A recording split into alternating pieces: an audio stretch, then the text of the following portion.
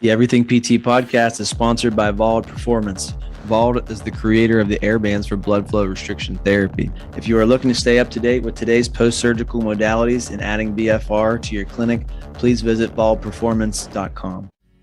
This podcast is sponsored by CSMI, the maker of the HUMAC Norm isokinetic system. Purchase a new or refurbished machine, or you can even upgrade an existing system to bring it up to date with all the latest testing and training applications. Please visit csmisolutions.com to view all of their available products, including the HUMAC Norm isokinetic system, the HUMAC Balance portable computerized balance system, and Sportswear Online.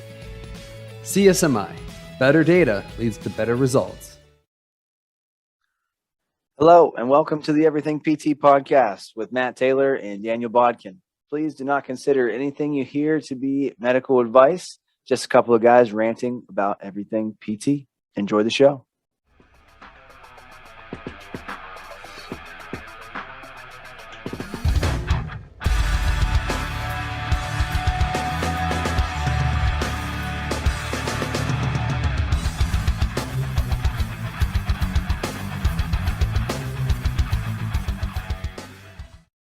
Welcome back to the Everything PT podcast. This is episode 22. I am Daniel Bodkin. With me is my co-host, Matt Taylor. Matt, how's it going?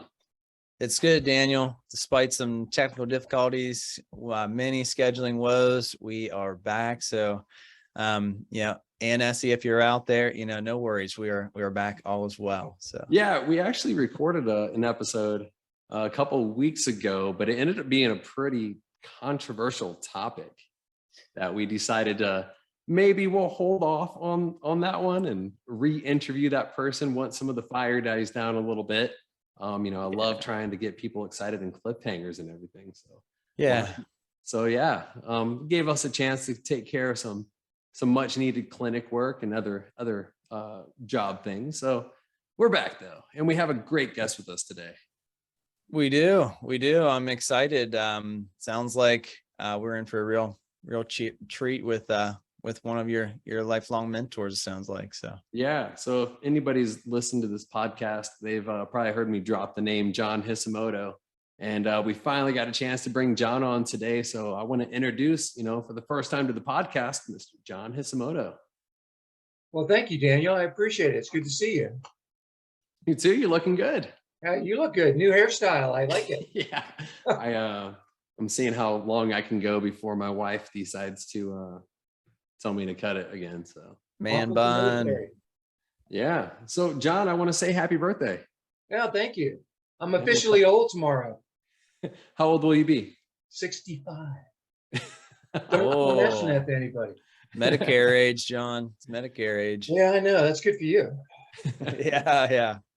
So Matt, I wanted to bring John on because not only did I do a rotation with John when I was an athletic training student, but he actually let me work for him afterwards. So I worked for John part-time while I was in PT school. And then I worked for you for another, I believe, 4 years after that. And not only did I learn a ton about, clinic life treatment, John taught me a lot about the business side of it. Not just from, crunching numbers, and scheduling patients, but from all of the other aspects, how to deal with employees, with patients, family things. So I learned a lot from John. So I've been dying to get him on. Yeah, I'm really excited to have you on, John. I try to be around as many people like you and who have done what I'm trying to do and accomplish as I can. So I read that you've been in it for like 29 years or something like that. Is that close? All together, if you really start talking about how long I've been a PT, it's been close to 40 years. Yeah. Okay. I think 29 is just that private practice, maybe. Yeah, 29 in private practice. Okay. Gotcha. I've done 2.5, and I think I don't have much hair to start, but I've lost a lot of it in the time being. So I want to learn as much as I can from you. But can you just tip of the iceberg here? Just tell us a little bit about your journey as a PT, if you don't mind. Sure. I went to school at the University of Maryland at Baltimore, which was quite honestly fantastic school. I I came out and I started working for Union Memorial Hospital in Baltimore, and they were just initiating one of the first major sports medicine centers on the East Coast. So luckily I got to get in on the ground floor. We had a great group of people there that kind of led that sports medicine center. We had great orthopedists, but we incorporated others. I mean, we had radiology. We had a full human performance lab. We had an orthotics lab. We could do EMG nerve conduction studies. So there was just so much that was available to us, and it was such a great learning curve because, you know, we go in with the docs sometimes when they were evaluating, and, you know, our clinic was right next door, so we could work with the patients directly after that. It was at Union that I actually got reintroduced to isokinetics. I was doing isokinetics when I was in school. And then I got a call from the University of South Florida. One of the docs that I had known very well had moved down to Tampa, and they were looking to kind of take the physical therapy program through the university up a notch or two. They wanted to start a school. They wanted to do a lot. So they invited me to come down and talk with them about what they were looking to do. And so I did, and I saw that getting on the ground floor was beautiful, and Florida weather was absolutely fantastic in January when it was cold back home. And so I was with the university for a short period of time. What happened is that the majority of the orthopedic surgeons actually formed a private practice called Florida Orthopedic Institute. And while I was with the university, I was a faculty member and had all those access. Once they went to kind of private practice, I just became the head of the PT. And after about a year, I decided that I wanted to kind of look at something different. And that's when I actually went into private practice. Gotcha. Yeah, now, John, not only were you involved with your private practice, you remained active with the university, but you also included other ways to practice and be a professional. So one of those things that you did was your lecturing. How did you get started with your lecturing? Well, it kind of goes back to like the very first job I ever had. We had a general practice surgeon who was the head of our sports medicine center, and one of the other physical therapists would go around town and they would actually give these talks on sports medicine topics and healing. And they invited me to come along once or twice. And so I kind of caught the bug. After that, we actually bought a large piece of equipment, a nice kinetic piece of equipment.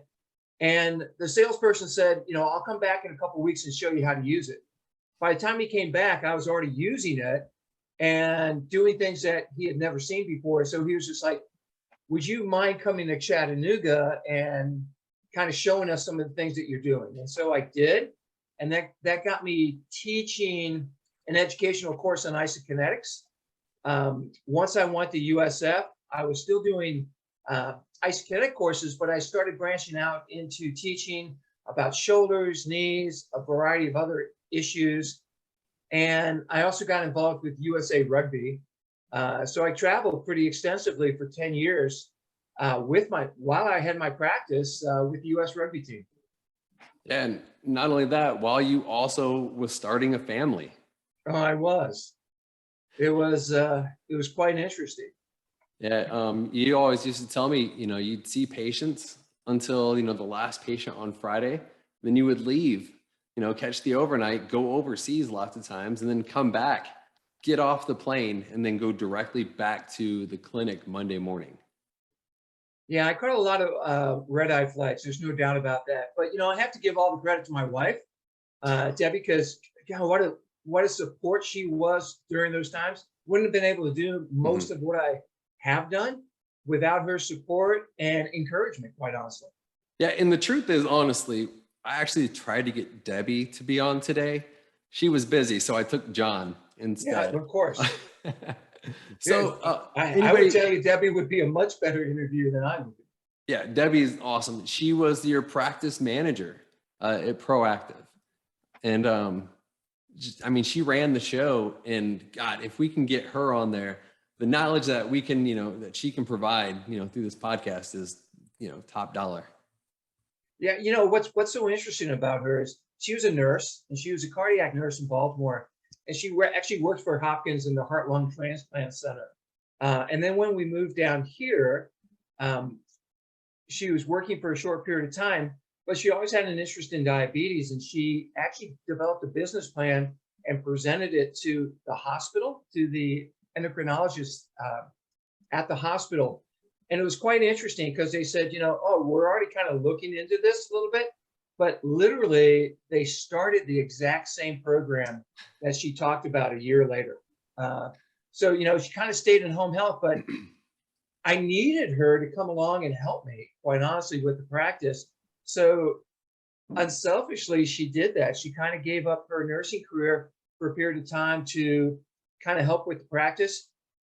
She actually became one of the first private practice administrators certified by the private practice section in the United States, and has just done a phenomenal job. I mean, what she knows and what she brings to the table is phenomenal. John, you always said it doesn't matter if you can do the fancy, you know, cool things if you don't get the basics right. And, you know, we're going to have a whole other, you know, interview with you hopefully one day on isokinetics, because that deserves its own hour-long conversation with you. But what are some of the first just like rehab basics as the clinician, but then also what are some of the basics that you see are needed for running of a private practice and that unfortunately people get wrong a lot? Great question. And you got a couple hours? I mean, because, you know, we could go into this and Matthew, you know, this becomes important. One of the things Daniel said to me when he actually left me and he went to another clinic, he was kind of surprised that they didn't do the upkeep with the clinic the way that they needed to. And to me, that's the number one reflection on a well-run clinic, is that it should be neat, clean, should be sanitized when it needs to be sanitized, and developed along the ways. And really what that shows patients is that you kind of care about your work environment and what you're doing. And Sure. so, you know, my number one telltale sign, if I'm ever asked to go into a clinic, is, you know, is it clean? Is it appropriate for the type of thing that they're doing? And you don't have to have all the fancy equipment. What you have to have is really a passion that you want to get the patient better and that you're going to be doing those things. And learning is a lifelong journey. It doesn't stop when you come out of school. I mean, it's the worst thing you could never think about, is that you're not going to continue to learn. So, you know, back in the day, we did journal clubs. Before the internet became so popular, you know, it's like people would bring different journals and we'd read it, discuss it, and continue to learn. But through my lecturing and education, I've been able to meet a number of therapists who are fantastic. And I've been able to do courses with them also. You know, Andre Labe, who's down in Tulane in New Orleans, a phenomenal PT. Sean Berger out in California, just a unbelievable PT that I've got an opportunity to work with and learn from all these years.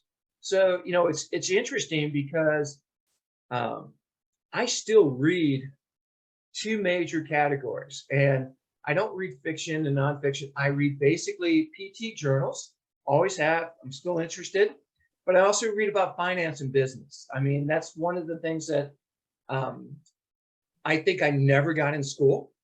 Matt, I don't know if you got it. I don't know if you got it, Daniel.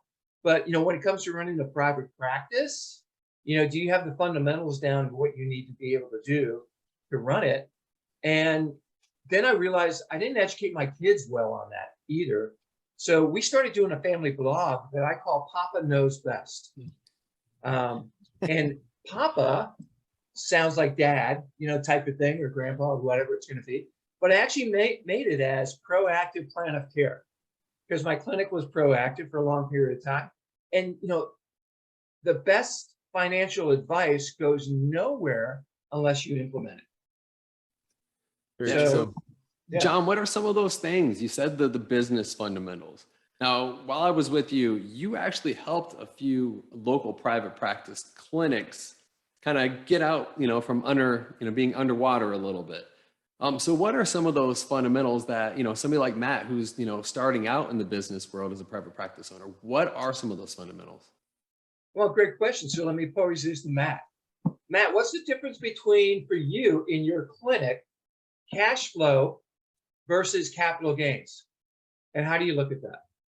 Oh gosh, put me on the spot here, John. I do, a little bit. And it's okay to say you don't know or that you're not sure, because a lot of people may not be going in the same direction I'm going. I'll just tell you what I know, and I don't know that it's the answer you're looking for. Cash flow, the amount of months you get every week to every month, that's something that you can objectively measure and somewhat predict. Capital gains, I know sometimes you have your equipment, some amortization, you can write off some things like that. But I know capital gains are involved with real estate a lot. When you buy and sell quickly, you know, if you don't stick around for a few years, you have to pay what's called capital gains. But when directly involved with PT business, I would say I'm not sure what capital gains are. I may pay too many accounting fees and have the best CPA I can find. Exactly. That's the smartest thing you can do. And I try to learn. And someone who's going to kind of help. So let me kind of explain what I look at every once in a while from this standpoint. So there was a book out that was very popular years ago. It was called Rich Dad Poor Dad. And you read it. That's fantastic. There's a second book called the Quadrant Equation, where Richard kind of goes in, and I got interested because he was from Hawaii and my dad was from Hawaii. And so reading about it was really kind of interesting. And he did everything towards real estate, exactly as you were kind of talking. That's how most people, I think, look at it.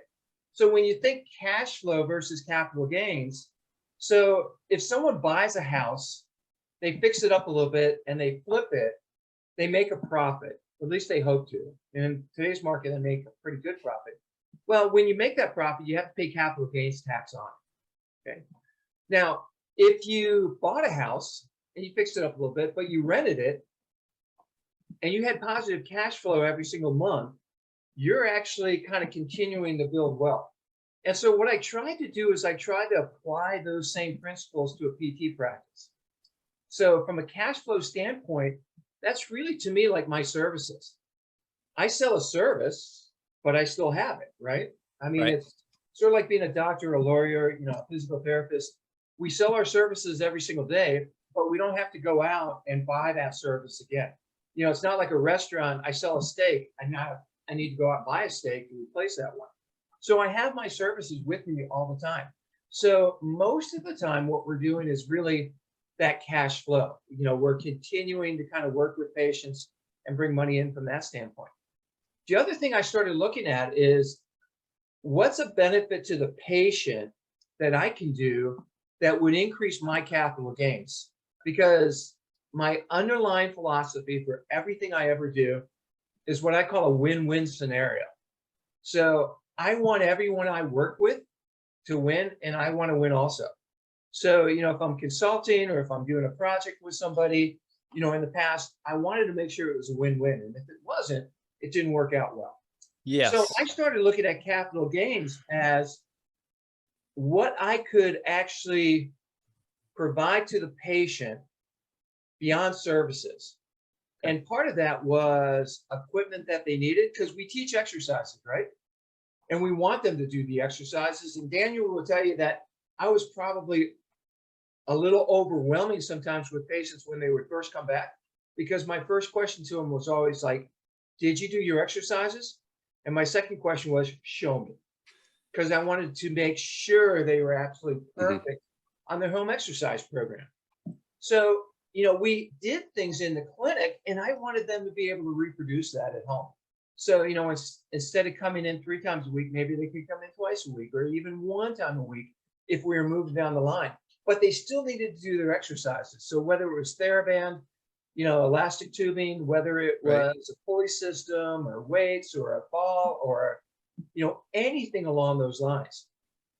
And what I found is that there was a significant number of pieces of equipment that if we actually sold that to the patient, we could make a small profit, because, the profit was associated with us educating the patient on how to use this, and then time well spent. The patient didn't need to drive in to come in to see us do this. and then drive home again. They weren't only exercising when they came to see us. And so we started using that equipment to help our therapists also. So all of that money went into basically our retirement fund. And let me tell you the story behind how this really happened. So I was trying to explain to a mother who had a daughter, horrible biomechanics, 14 years old, bilateral medial knee pain. And you guys all know this story. You know, they come in and the doc's like, oh, she's got knee pain, quad sets, straight leg raises, terminal knee exercises, everything that you're supposed to be doing. But the problem is most of the time, that's not just knees, is it? I mean, it's you got to look at the whole mechanical chain. And so what we found, she had some horrible pronation. We talked about off-the-shelf orthotics to kind of get started with, a 4-degree post, the type of shoes that she needed. And I gave her mother, the instructions of what I wanted her to get and come back in and see me the next week. Well, the next week it was kind of a challenge. She walked in with 2 large grocery bags, big bags, one full with shoes, one full with orthotics. And she's like, I went to 6 stores. I spent 4 hours trying to find what you told me to get. And the problem was she still didn't have what I asked her to get. Yep. So, she spent all this time and all this money and all this energy. And she said to me, she goes, if your patients need it, why don't you have it to provide for them? And that just kind of like, bing. Great idea. It hit a bell. It's sort of like, yeah, I need to provide this. So whether it was off-the-shelf orthotics or, it was elastic tubing or pulleys or all the things that after a while we got to sell. And Daniel will kind of tell you, he was hesitant when I first kind of suggested some things to him, but he also found out how beneficial it was from a patient standpoint to be able to give these devices out, to sell those. We made a profit from it, but the patient actually profited from it also. Yeah, I even took that with me when I moved. That was one of the programs I brought into the clinic I was the director of, and they even said, hey, this is a great thing. And they took that to, they applied it to a lot of their clinics. So no doubt, this is a page full of those products right here. And the one that really helps us a lot, and it's a couple $1,000s worth of revenue, is compression. We sell a lot of compression stockings and garments. Oh, yeah. We do lymphedema. It's a big need in our area, this part of the country in West Virginia. So that is a huge need. And we even give it to them for a 10% less than they'll find it anywhere else. And we make $1 on it. But you're absolutely right. And I'm realizing that that's a big help. That would have been very nice to know when we first started, instead of figuring it out along the way. When we win, the patient wins, the staff wins, because guess what? Now we can pay for a 401k or a benefits program, and which is more attractive. We can go on trips to CSM and things that, I want to do as an employer, but it's just hard because we can't make money out of nothing, John, Right. I mean, so, having those 2 avenues as basics, I think, become important to us. Yeah. Yeah. I mean, it's good that you recognize that and already moving that way. Orthotics is something great.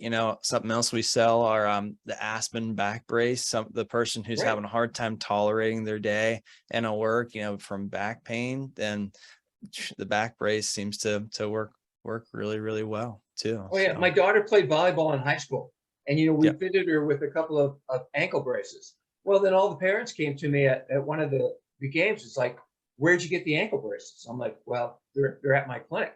Well, my daughter needs ankle braces. And then it was like, I actually ended up providing ankle braces for the entire high school team and then her travel team. It's awesome. Yeah. And it's so funny that we stumbled upon this. I just figured this out within the last quarter. And so now we have hats, we have t-shirts, and you would be blown away. We sold 6 hats last week. Just blown away. Not really PT related, but people, they like us, they know, like, and trust us, and they want to wear our brand. It's great for marketing too. And we make $1 on it. So you're absolutely right. I think it's a big deal. Looking for a way to improve sport-specific training with your athletes? Then you have to check out Blaze Pods. Blaze Pods is a neurocognitive reaction training intervention that can be incorporated into your sessions for patients throughout the treatment spectrum. Visit blazepod.com. Enter code EVERYTHINGPT at checkout and save 15% off your order today. Hey, all you rehab specialists out there. Do you have an isokinetic dynamometer just sitting around your clinic not being used? Little known fact, isokinetic machines that aren't used regularly are at higher risk for bouts of sadness. Help your machine out and take CSMI's newest CEU course, Isokinetics 101 online, created by me, Daniel Bodkin, and learn how to use all the exercise and testing applications available on your machine. With new and exciting rehab techniques in your toolbox, your sad isokinetic machine can become an active member of the rehab team again and regain its happiness. Isokinetics 101 online by CSMI has been approved for 8 credit hours for athletic trainers, physical therapists, and physical therapy assistants. Contact your state board for details on specific requirements. This course is available at humacnorm.com/courses/isokinetics-101. Hey, Matt, speaking of marketing, that's one of the questions everybody has, and nobody likes marketing, right? Oh, gosh. John, can you tell us a little bit about your marketing strategy? My marketing is horrible. What are you talking about, Dan? So I often told people that I didn't market, but that's not really true because we marketed every single day to the patient, meaning that when we provided a great service to the patient and the patient recognized that, they went back to their docs and they told them about that. And one of the things that I would always mention to the patient when they were going back to see the doctor, besides providing a progress note that I wanted them to hand directly to the doc, is, yes, we have great electronic medical records, but I want you to hand this right to the doc. And the reason being is I wanted them to see my letterhead and my phone number and everything else that was on that. And I wanted the patient basically to be able to describe the experience they had and what they were going through. And it wasn't unusual that the docs would start to recognize that after a period of time, and if they had problems. And so when I first opened my clinic, what I did is I went around to some of the orthopedic surgeons and I said, I realize that you're very happy with whoever you're referring to, but when you get that problem patient, that one that shouldn't have surgery, that should be able to get over, but they're not doing well, send them to me. Let me have a shot at them before the next thing. And it was interesting because it opened up 2 or 3 guys who started referring to me on a regular basis. That's awesome. Yeah. And we certainly, we got a lot of those problem cases coming through. Just in the short time I was there, I saw a lot of them. And, you always kind of took everything back to the basics with them. It didn't matter if they had been in rehab for, 4 or 5 months somewhere else and they were doing, G, H, and I. You always took everything right back to ABC. There's lots of times, it was problems in ABC that were leading to, dysfunctions elsewhere. Yeah, like a perfect example is our scapular stabilization program. Somebody has a rotator cuff problem, they go to work on the rotator cuff. But, it's a stability issue that we have to kind of establish before we get into anything that's going to be more dynamic. And so they work the rotator cuff, they don't work the stabilizers, they don't work scapular stabilization correctly, or they think they are, but they're not. They're kind of bringing in the wrong type of muscles. They try to do scapular adduction without the depression to begin with, and they activate the rhomboids in the upper trap. And so, they forwardly elevate the shoulder. Not a great concept when we want to open up that subacromial space. So there's lots of things that we want to look at. And you saw a lot of professional athletes while we were there. In fact, today is Greg's birthday from the Raiders. I think you remember Greg. So today's his birthday. So, he kind of like sent me a message this morning. Is he the one that used to call me a little shirt? What's that? Is he the one that called me a little shirt? Yeah, exactly. I'm wearing one of my little shirts just for you. Guy from the Raiders. He was hilarious. An adult medium, likely. Yeah. Oh man, that's funny. All right, John, let's kind of transition a little bit. All right. When people are first coming out of school and they're looking for that job that they really want, but lots of times they're tempted to take the job that just pays a little bit more. Now, when I was an intern, when I was working part-time, you told me regularly that you were going to overwork me and underpay me, but you had so many opportunities that you could provide me. And I could go on about, basically where I am in my career now stems from that right there, is all those opportunities. So can you kind of, just elaborate on that and discuss that a little bit? Sure. I mean, it's probably an answer or a question that most new graduates would look at and just go, no, thank you, and kind of walk out the door. But what I was really trying to say to somebody is right out of the gate, challenge you a little bit as what kind of therapist were you looking to become in the future? Are you only looking for money? Well, if that's the case, let me direct you here and here and here. But come 5 years, come 10 years down the road, you're going to kind of still be stuck in that same scenario, and it can be tough.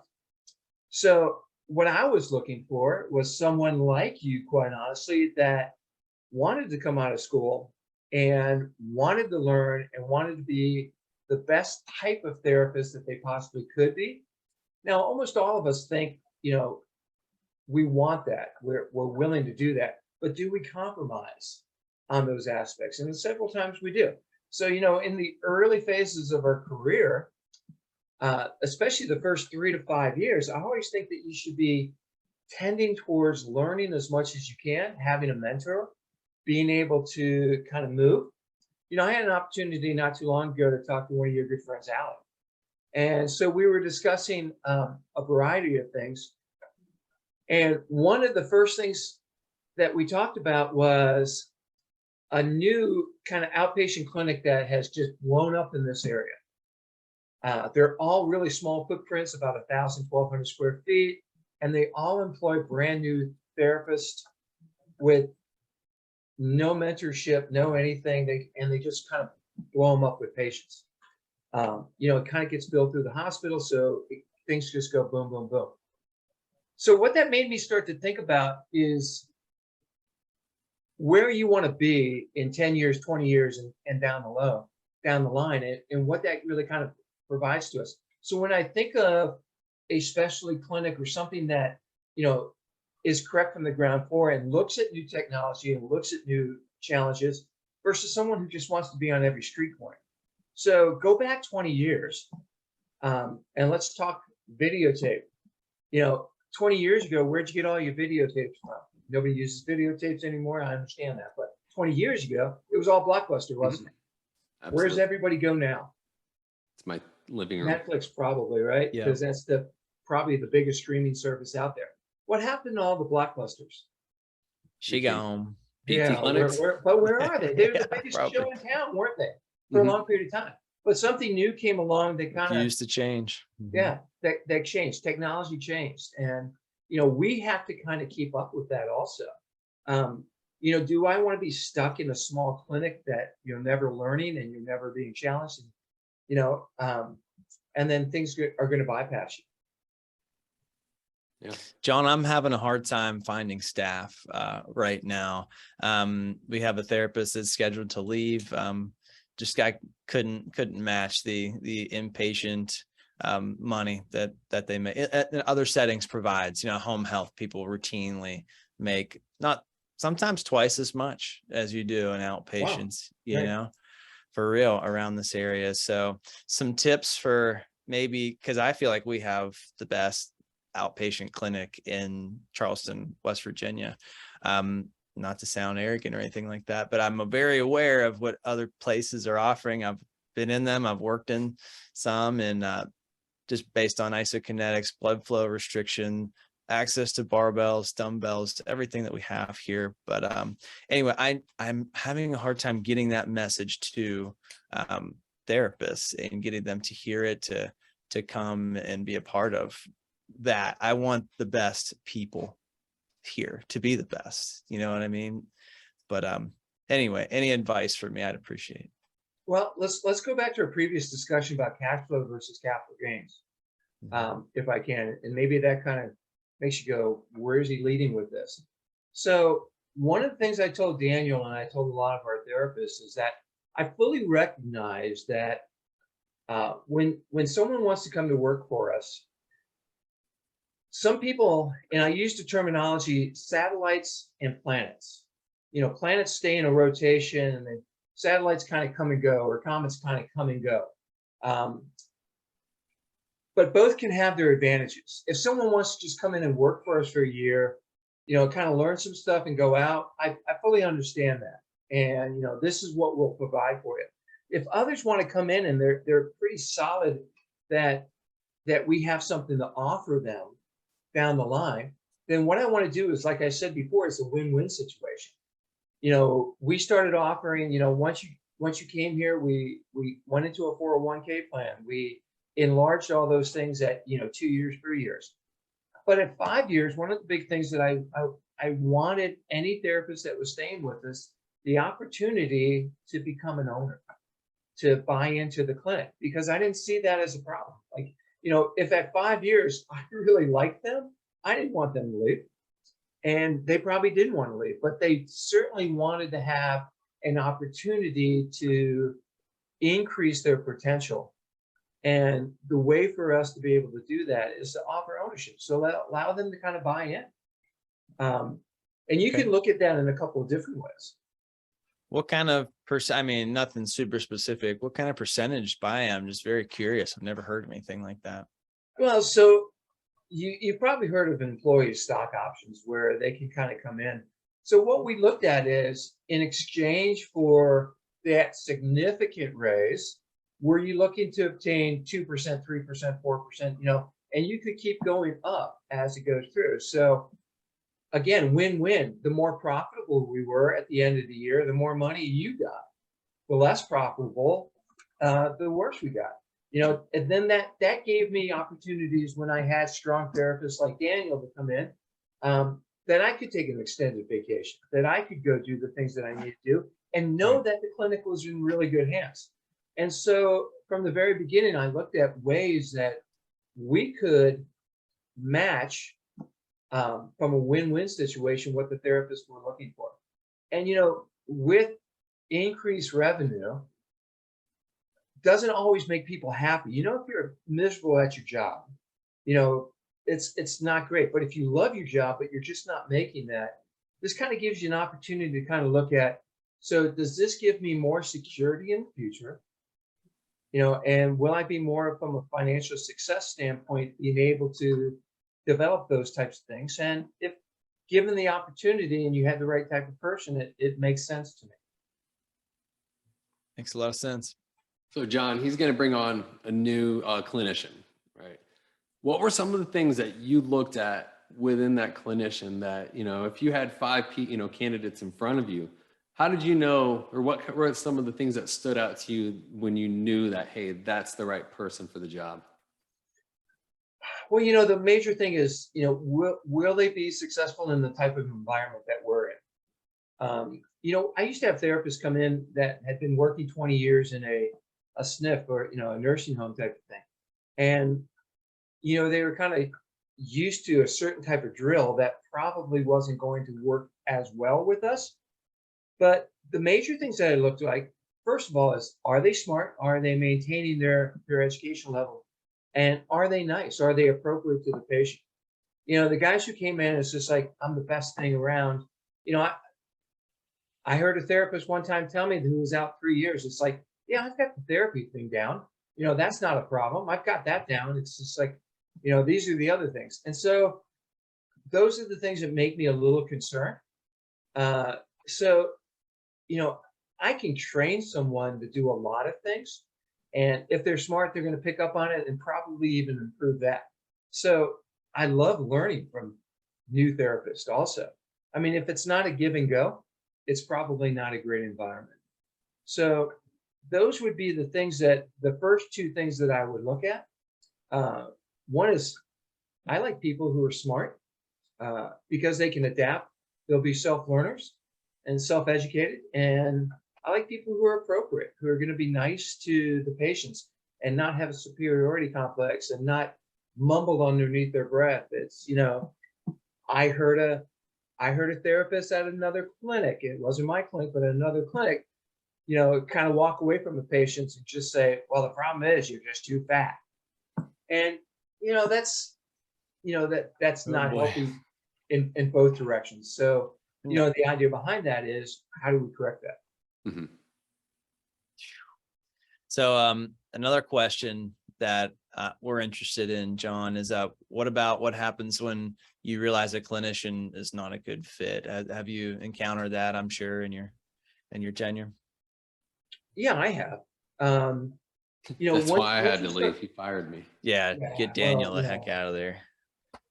It's a challenge because you go through the typical scenario that you're supposed to. You sit down with them and you kind of have a discussion about problems or deficits or issues that you see. And the second time, it should be a little more formal. They kind of recognize that we're doing those types of things. And I always had what was basically called the 3-strike rule. It's like, if I told you about it and then we sat down and we had the same issue the second time and I wrote it up and kind of, by the third time, that's a real problem for me. And so we need to look at ways of correcting it. And if we can't correct it, then it's probably better for us to part ways. So I didn't have a problem doing that because, weeds in your garden grow and they challenge, they choke out the good stuff. And so, if you're giving the same emphasis to, let's just say, a therapist that has a poor attitude as you do the therapist that has good attitude, what's going to happen to the good attitude therapists? I mean, they're going to start looking at it. It's going to start coming down. Mm-hmm. So, I pay attention to that, and that's why I'm saying, I want good people. Mm-hmm. Do you always get them? Not always. We've had people that, I had someone that I let go the very first day. No way. Yeah. Wow. I'm very interested. Yeah. We don't have to go into details on that one. Danny came back though, so it was great. Hey, we did have, we worked really hard. We had a lot of fun though. We definitely had a lot of good times in the clinic. All right, John, one last question. Burnout. A lot of clinicians get burnout, right? You once, I don't know if it's once or many times, but you always told the story of the lumberjacks. Do you know what I'm talking about? The chopping the trees? I'm sure you're going to talk about sharpening the saw. Yeah, let's talk about that, because I loved when you told me that story. It really kind of hit home. Well, it's a typical response to, do you work harder or do you work smarter? And in a lot of ways, ideally, if you want to be the ideal candidate, you want to work both ways.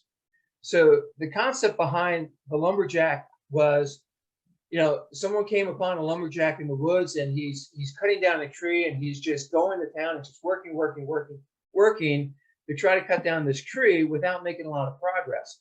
And the person stopped him and said, "Why don't you sharpen your saw?"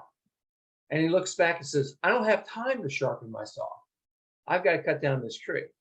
So, it's a catch-22 situation. Sharpening the saw would make work go easier and more efficient, and probably be done in a shorter period of time than just continuing to work your way through it. So yeah, burnout is a very popular expression in today's world. So you've got to have a home life balance. I mean, I credit my wife for that. She always had that ready for us. When my kids were in sports and in school, especially in high school, like we never missed a game. Mm-hmm. And I'm not saying just home games. I mean, we didn't miss an away game. I mean, we went to whatever they were playing in basketball, football, track, volleyball, tennis. Mm-hmm. We watched those games and we did it. And so, you've got to have a good balance. The other thing that, quite honestly, I think will prevent that a little bit is if they're engaged in topics and education and something that they get excited about. I like therapists who are interested in what I'm doing to kind of tag along with me. So, you know, if I'm doing a talk, hey, you want to help me with the talk? Do you want to help me with the webinar? Do you want to help me, you know, from a consulting standpoint? And are they interested in new technology? Because there's always new things coming out. And Matt, you might, and I know we don't have a whole lot of time, but when we talk new technology, I mean, a friend of mine showed me something, just wanted my input on it. And it's body worn sensors. And I don't know how much you guys are into it, but, you know, my wife wears a Fitbit, and, you know, she got me a Fitbit, and, you know, it's supposed to detail how far we walk and how far I cycle. And, you know, I kind of pay attention to each one of those components. Well, what this device actually did was it fit to somebody and allowed us to do all the different balance tests and training tests are out there. So, you know, you can do a tug, you know, you can do a timed, you know, the timed up and go. You can do 4-stage balance. You can, you know, you can do a CTSIB, a modified CTSIB. You know, there's so many things. So I looked at this thing and I said, you know, let me see it a little bit more because it piqued my interest. So it's called Metric. And I was looking at it and I was just like, holy cow, you realize what we might be able to do with this? Because all they were looking at, and Matt, this should interest you a little bit, all they were looking at is what we can do for the frail community. So they were like, they identified this as a balance device that would help balance, but they were only looking at, you know, retirees in retirement centers or things like that. They weren't looking at how many people have issues with balance across the board. And, you know, our weekend athletes that sprain an ankle or have a hip or back issue. How about our concussions? You know, all of those patients that we see. And so this kind of gets back almost to what Matt needs to hear a little bit from the difference in cash flow capital gains. So if I had a clinic, I would be looking at devices that I could use that didn't take up clinical space, that was very easy for the therapist to be able to use, that recorded everything, that gave us great information that we could actually work on with our plans, that allowed us as clinic managers and clinic owners to build new codes, because now we're going into evaluation. So, you know, the 97750 that most people don't bill into. But then now we can also go market this. So if Matt's looking at being able to increase his population, you know, go to a retirement center, go to an over 55 retirement community and offer to do a 1 hour, you know, assessment on balance and bring it with you. And you'll have a line out the door of people who want to get balance tests.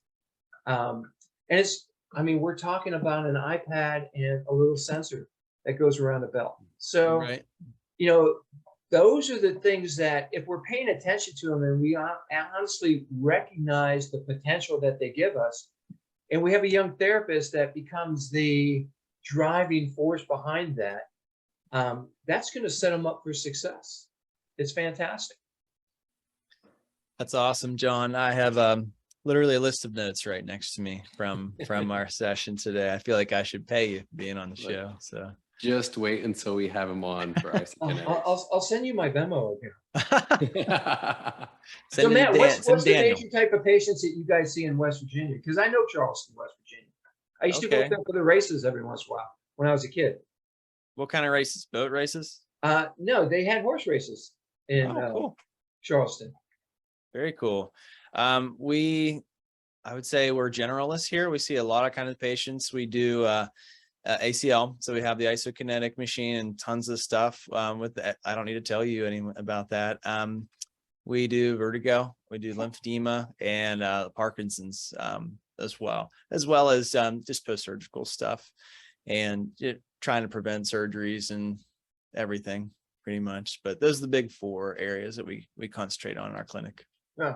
So it sounds like you have a lot of patients with balance issues and, you know, who go a little older and things like that.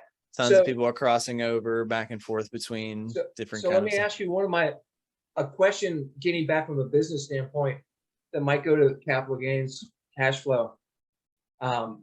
Daniel knows that I was always an avid camper and I like to backpack. And I've done rim to rim on the Grand Canyon a couple of times. I've been through Zion. through the Virgin River, and backpack through the Virgin River. We've done Appalachian Trail, and so I always use hiking poles, and we always had hiking poles in the clinic, didn't we, Daniel, for those cases? Well, it was interesting because I was also invited by a friend of mine to kind of evaluate at one time, because I was looking for poles for my mother-in-law who had had bilateral hip replacements, and her gait was horrible. And so I was looking for something that was a little more substantial, and he turned me on to Urban Polling, that actually had a program for Parkinson's, had a program for a bunch of other stuff. So another device that maybe you're not kind of thinking of, but when you test balance and you recognize that they have a balance deficit, do you want to send them back into the community knowing they have a deficit, or can you improve that almost immediately by giving them bilateral walking poles? And it eliminates that stigma of a walker or a cane, or it travels pretty easy, and their programs work phenomenal. So again, if I was in your place, that's one of the first things I would do, because it's a perfect win-win scenario. Patient's going to win almost immediately, and you are too.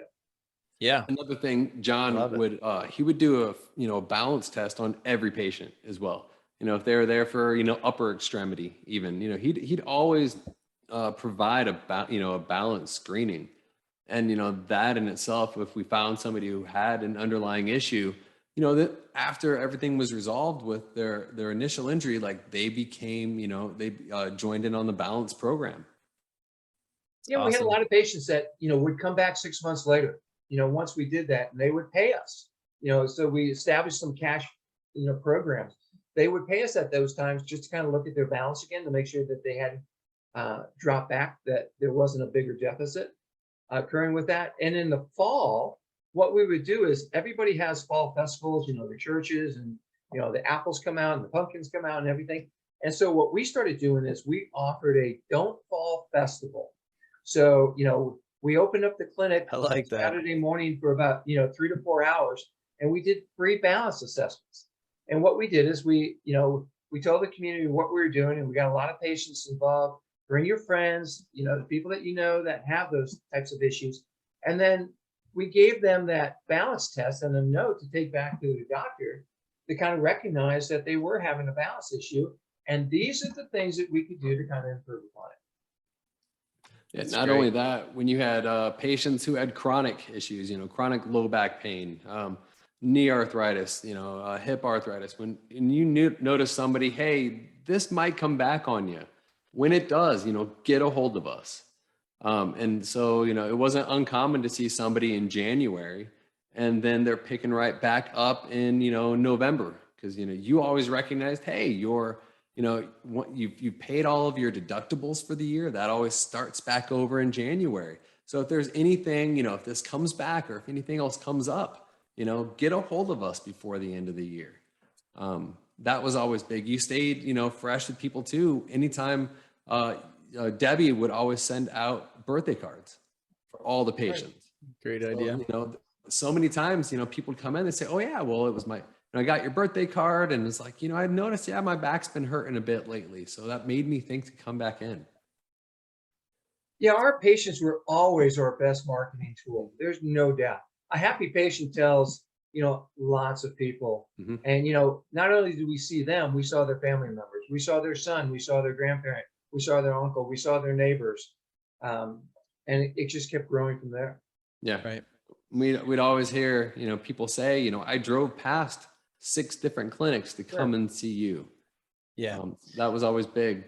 A lot of times people will drive and even fly in to see the best doctors in the world, but yet they'll get therapy, right? They want the therapist right next door, and that drives me insane. So yeah, I agree. We want to be the place that's the best clinic. We have the best clinicians and staff and equipment. So that's all very helpful to get there. So I appreciate you, John. No problem. So John, thank you again for coming on. Again, we have to have you on for isokinetics. There's a reason why I call it the Hissamoto method, the way I kind of approach isokinetics, because you are definitely like the way you approached it. And, it's easy for me to say, learn it from you, but you figured it out. So we got to have you back on for isokinetics. We got to get Debbie in to talk about, the front end, side of things, the business side of things from her perspective. So hopefully this isn't our last conversation on the podcast. Yeah, it's an interesting concept because everybody did it the same way. I think we recognized early on, and I'm talking, significant, early on in the isokinetic movement, that there was a better way that we needed to look at it. And so it was interesting because when I first started talking about that, I got some calls from major gurus in the country, the prominent isokinetic guys, and they were telling me that I was doing it wrong and that I was dangerous. And then you fast forward 20 years and they're all talking about the stuff that we were doing 20 years ago. So I was almost just like, well, this is what we're doing now versus 20 years ago. Well, Matt, do you have a few extra minutes to talk about trends? Yeah, I think we're okay. Good. Well, I mean, I don't know if you do, John, but I don't have any patients lined up till tomorrow. Nice. Well, what kind of trends do you want to talk about? All right. So when I came out of school, everybody was talking, we'll just throw out ACLs or knee here, right? It's all hip, hip, hip, hip, hip. And if it's not the hip, it's the hamstring, hamstring, hamstring. And John, you were very adamant. It's all about the quad. The quad is king. So I was like, well, I'm going to take the quad as king, but I'm still going to give a little love to the hip and hamstring. Oh yeah, you had to. Yeah. But it's so funny because you're like, just give it another 10 years. Everybody will be talking quad again. And that pendulum has swung and it is firmly back into quad as king right now. What are some of those other trends that you've seen over your career that have come and went and come back again? Gosh, there's so many, quite honestly, at this point, and so many options that we have now that we didn't have before. Right now we have dry needling, but people have been talking about acupressure and acupuncture and dry needling for a long period of time. So that's the big wave. Instrument assisted soft tissue release, is big in a lot of areas.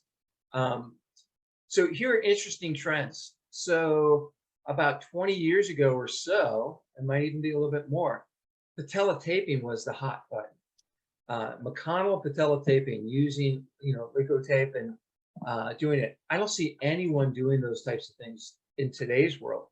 But the secret with that is if you can relieve a little bit of discomfort so that they can activate the quadriceps correctly, and then you're already ahead of the game. So you use it for what you need to be able to do. So while back in the day I pushed quads, and the reason I pushed it is that everybody else only talked hamstring and hip. Yes, I agree. You have to do the hip, you have to do the hamstring, you have to do the lower quarter. And be able to kind of wake that up also and make sure it works. But if there's a deficit, and if there's a deficit to one mode of contraction, such as eccentric, when they're going downstairs or they're on the field and they start to cut or they do any of those things, that's not the spot that I want them to recognize that they have a deficit and they fail. We want to be able to know about that ahead of time. And so I think we were way ahead of the curve when it came to that. But I think most people have kind of picked up on that we need to look at that. And it's not just symmetry. It's do we function in all phases that we need to be able to function? Because a lot of ACLs, a lot of ACLs get significantly weaker on the non-involved side over the course of 6 months. So, are they really strong, or, did that other side weaken? And so we're still 20% down. Another big one I've noticed lately that's come back that you were ahead on was laser. Oh yeah, I mean, well, we had the class 3 laser years and years ago, and class 4 is the big thing, But right now there's radio frequency, there's other things coming out that are actually very, very interesting, on what has potential in the future. They're expensive pieces of machine, so it comes back to, can you qualify that? Is the insurance company going to reimburse you, or is the patient going to reimburse you for being able to use some of those things in order to, mitigate their discomfort and symptoms that they're having? Is there anything you wish, you hope kind of comes back in the next 5 to 10 years? Something that's went away? My major thing would be that we communicate better with the patients. That we have that ability to make the connection, that they recognize that we're not just kind of, you know, focusing through. I've seen clinics where, you know, the therapist kind of spends maybe 5 minutes, 7 minutes with the patient, but they're being treated by PTAs or, you know, assistant, you know, techs type of thing. You know, I've seen a lot of other things that never kind of flowed with what I wanted to do in my clinic. You know, you could ask for assistance from someone, but, you know, you had patients that you were really responsible for. So communication comes back, I think, as one of the key things that we really need to look at and pay attention to. And then from somebody like Matt's perspective, to be able to survive and to be able to be, you know, we've got all these blockbusters right now around, you know, everyone, and you want to be a Netflix, you know, but in 20 years, you want to stay true to what you do and recognize that, and make sure that the patients recognize that, your referral sources recognize that, and your insurances. What got interesting, and Daniel, you may remember this, is that we started getting patients that we didn't understand where they were coming from, and they were driving 20, 25 miles to us, and they were actually getting referred by insurances at that time, and this was a while ago, because the insurances were doing studies looking at whether or not the outcomes were appropriate at different clinics. And when they found that we had the best outcomes in the 3-county area, they started sending more and more patients to us. I mean, so that started making me think. So what I did is I actually called the insurance company. I said, I don't really understand. You know, this guy says he's passing 7 clinics, and, you know, he's got to come down here, and that he was recommended that this is the only place for him to come. You know, I've got a friend up here that could see him very easily. And that's when they told me about, you know, their outcome studies and what they were doing way before we ever started measuring outcomes and doing those things. So I think our outcome measurements become very, very important to kind of pay attention to. Love it. Yeah, we used to use, which one do you use, John? We like photo over here. Yeah, I mean, they're all good. I mean, we've gone through a whole scenario of them in the past. You know, everybody has different EMRs. They go through clearinghouses in order to kind of do this. So it's made billing collections hopefully better. Not always perfect. So, you know, if you're not doing everything the way that you need to be, that could be an issue. But, you know, photo is great because it challenges you a little bit. It does. Very good. All right, I think John. that's all I got for John. I think I gotta get out and see some patients here soon. Yeah. No problem. John, we gotta have you back, man. That was awesome. Yep. I would be Thanks happy to again. do it, but I'm going camping for the next week. So Yeah, where are you going to? up past you Oh. a little bit. Yeah. Wow, enjoy. You gonna see the kids? We will at Good. one point. Yeah.